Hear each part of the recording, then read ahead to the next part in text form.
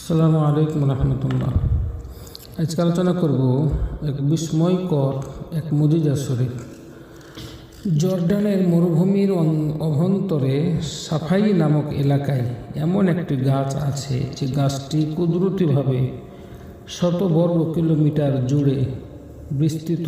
মরুভূমিতে গত 1500 বছর ধরে দাঁড়িয়ে আছে। সুবহানাল্লাহ। গাছটি দেখতে খুবই সুন্দর, শুনতে অবাক লাগলেও এখনও কিন্তু বেঁচে আছে গাছটি।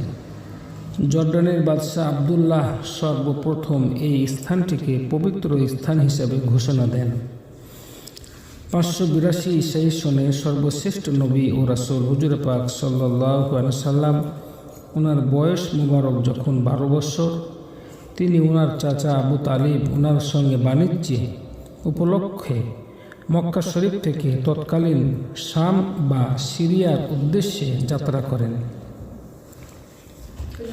যাত্রা পথে ওনারা সিরিয়ার অদূরে জর্ডানে এসে উপস্থিত হন। জর্ডানের সে এলাকাটি ছিল শত শত মাইল ব্যাপী বিস্তৃত উত্তপ্ত বালুকাময় এক মরুভূমি। হুজুর পাক সাল্লাল্লাহু আলাইহি সাল্লাম ও ওনার চাচা আবু তালিব মরুভূমি পাড়ি দেওয়ার সময় ক্লান্ত হয়ে পড়েন। তখন ওনারা একটু বিশ্রামের জায়গা খুঁজছিলেন, কিন্তু আশেপাশে ওনারা কোনো বসার জায়গা খুঁজে পাচ্ছিলেন না। চারদিকে যত দূর চোখ যায় কোনো বৃক্ষরাজির সন্ধান পাচ্ছিলেন না। কিন্তু দূরে একটি মৃতপ্রায় গাছ দেখতে পেলেন ওনারা। উত্তপ্ত মরুভূমির মাঝে গাছটি ছিল লতা পাতাহীন, শীর্ণ ও মৃত্যুপ্রায়।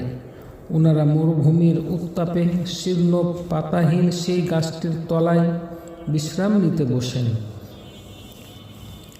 উল্লেখ্য, হুজুর পাক সাল্লাল্লাহু আলাইহি সাল্লাম তিনি যখন পথ চলতেন তখন মহান আল্লাহ পাক ওনার নির্দেশে মেঘমেলা ওনাকে ছায়া দিত। সুবহানাল্লাহ। এবং বৃক্ষরাজি ওনার দিকে হেলে পড়ে ছায়া দিত। সুবহানাল্লাহ। হুজুর পাক সাল্লাল্লাহু আলাইহি সাল্লাম তিনি ওনার চাচাকে নিয়ে যখন গাছের তলায় বসেছিলেন তখন ওনাদের ছায়া দিতে মহান আল্লাহ পাক ওনার নির্দেশে মৃতপ্রায় গাছটি সজীব হয়ে ওঠে এবং গাছটির সমস্ত ডালপালা সবুজ পাতায় ভরে যায়। সুবহানাল্লাহ।